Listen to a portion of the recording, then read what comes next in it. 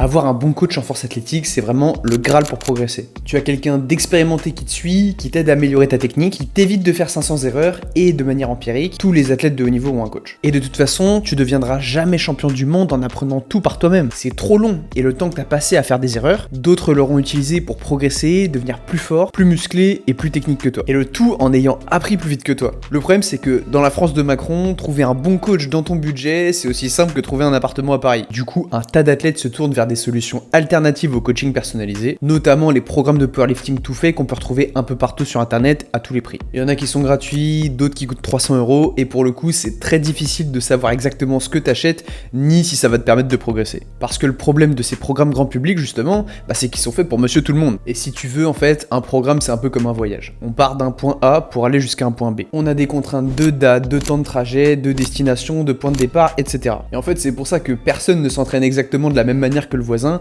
au même titre qu'il existe un millier d'itinéraires différents pour aller manger des crêpes au bord de la plage. Donc si tu veux, un programme générique, c'est un peu comme réserver un voyage en espérant que le GPS te mène à destination alors qu'il sait même pas d'où tu pars.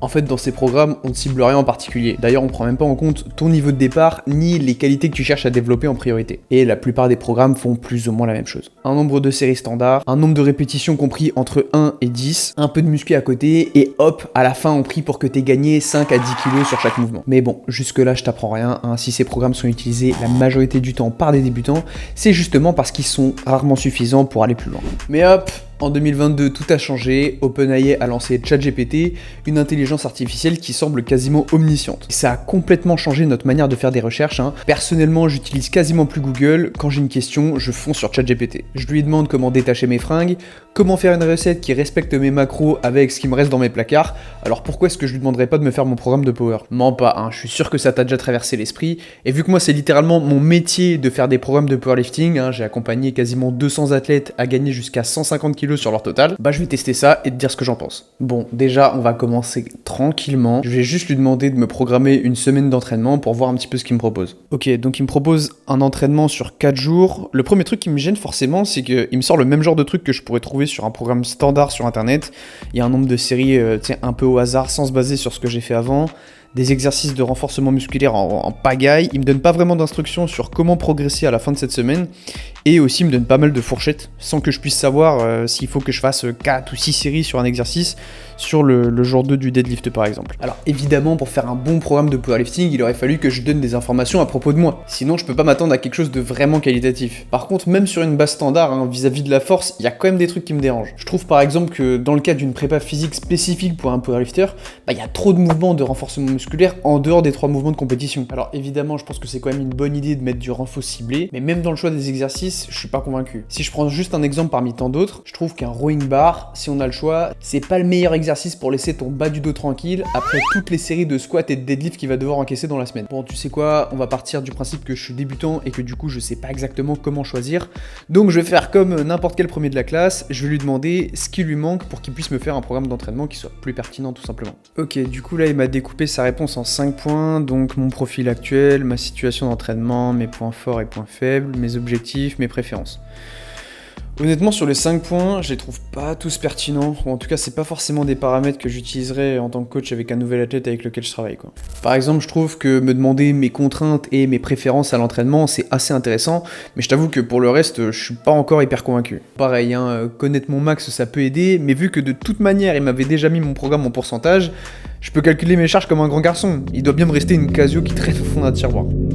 La question de l'expérience, je la trouve assez intéressante sur le papier, mais je trouve qu'en fait c'est beaucoup trop vague pour être productif. Et bon, me demander mes points forts et mes faiblesses, c'est bien, mais si j'ai besoin d'un coach, c'est justement parce que j'en suis pas sûr. À la place, j'aurais préféré qu'il me demande si j'ai déjà eu des gènes, des blessures, combien de séries j'ai l'habitude de faire par mouvement, est-ce que je récupère bien avec ça ou pas, et pourquoi pas s'il y a des formats sur lesquels je suis plus productif que d'autres, ou juste plus fort. Bon, du coup, vu que je vois qu'il rame un peu et qu'il a du mal à me poser les questions que j'attends, je vais essayer de lui donner plus d'informations pour voir si ça l'intéresse et surtout s'il les prend en compte. Du coup, ce que je vais faire, c'est que je vais jeter un œil à mon programme et lui dire ce que je fais actuellement. Donc, le nombre de séries que je fais, la fréquence que j'ai sur chaque mouvement, et surtout les formats sur lesquels j'arrive à être le plus productif. Et ça, si tu veux, à mon avis, c'est des importances qui sont beaucoup plus importantes que de savoir, je sais pas, quelle taille tu fais, combien tu pèses, etc.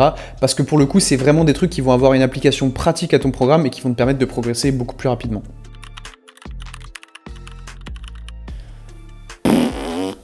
Bon là encore c'est pas vraiment ça. J'ai été assez précis sur ce dont je pensais avoir besoin et j'ai pas particulièrement l'impression qu'il ait respecté ce que je lui ai dit. J'ai toujours des variations qui ont ni queue ni tête et qui me font aller bien au-delà de mon volume de travail actuel en plus.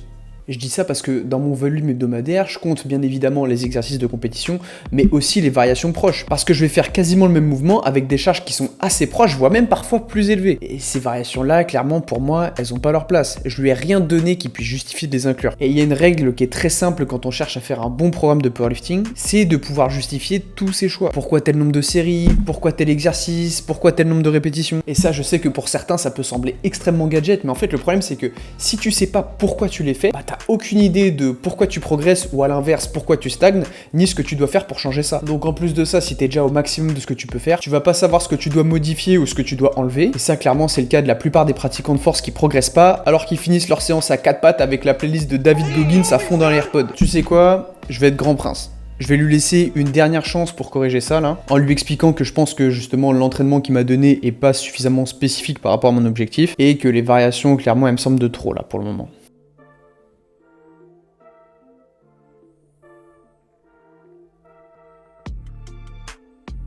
One eternity later. Bon, tu sais quoi, là je vais être 100% honnête. En fait, j'ai dû changer tout mon script de vidéo parce que genre je m'attendais pas à ce que le programme de ChatGPT il soit aussi mauvais en fait.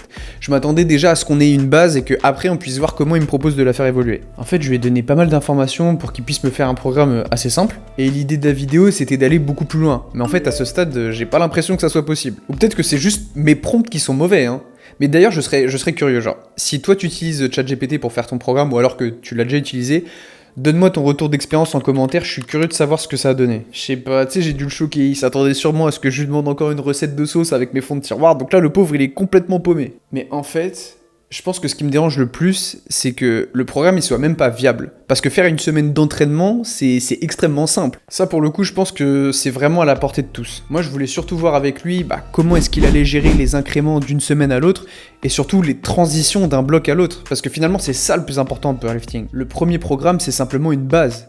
Et le rôle d'un bon coach, ça va être d'analyser les résultats du premier bloc d'entraînement et de faire une transition vers un autre bloc en faisant les ajustements nécessaires. Et c'est là qu'on peut aller chercher le plus de progression. C'est ces petites transitions-là qui ont l'air de rien, mais qui permettent vraiment de créer une dynamique. C'est ce qui fait que sur une première semaine de bloc, tu te sens pas terrible, que sur la semaine d'après, normalement, tu commences à te sentir un petit peu mieux, et qu'une fois arrivé à la fin de ton bloc, en principe, t'es censé pouvoir forcer en étant en confiance. Et là encore, c'est que le début, si on gère correctement les transitions d'un bloc à l'autre, on peut réussir à arriver sur des barres ou sur des formats qu'on n'a jamais fait tout en gardant une grosse marge à chaque fois. Et c'est ça le principe même de créer une bonne dynamique. Savoir que sur chaque bloc tu finis sur un record, tout en sachant que tu étais capable de mettre encore plus lourd si tu avais voulu. Et c'est l'accumulation justement de plusieurs cycles d'entraînement qui sont comme ça, qui te permettent d'atteindre un niveau de performance élite. Donc ouais, au final je trouve que ChatGPT c'est très bien, mais j'ai l'impression que pour le moment en tout cas, en powerlifting, son utilisation elle est quand même assez limitée. Que ça soit sur l'entraînement ou sur la technique, je pense qu'il n'est pas encore assez bon pour t'aider à progresser correctement. Peut-être juste pour t'apporter de l'information,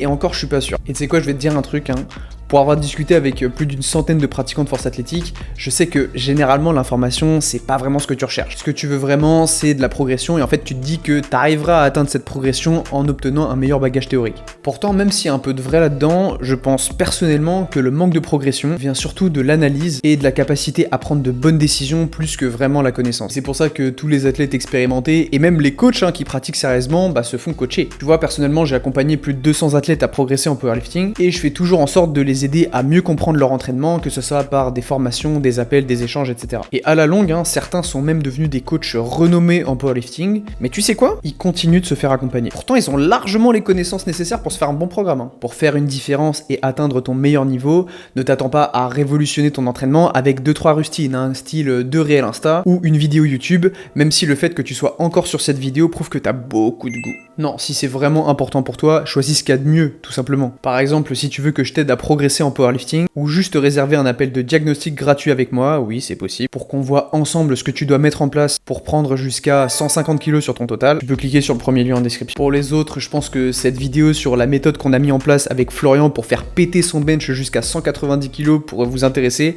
donc si vous l'avez pas vu, cliquez juste ici. Et si tu l'as déjà vu, pense à mettre un like et à t'abonner pour pas manquer les prochaines vidéos. Et moi je te dis à la prochaine.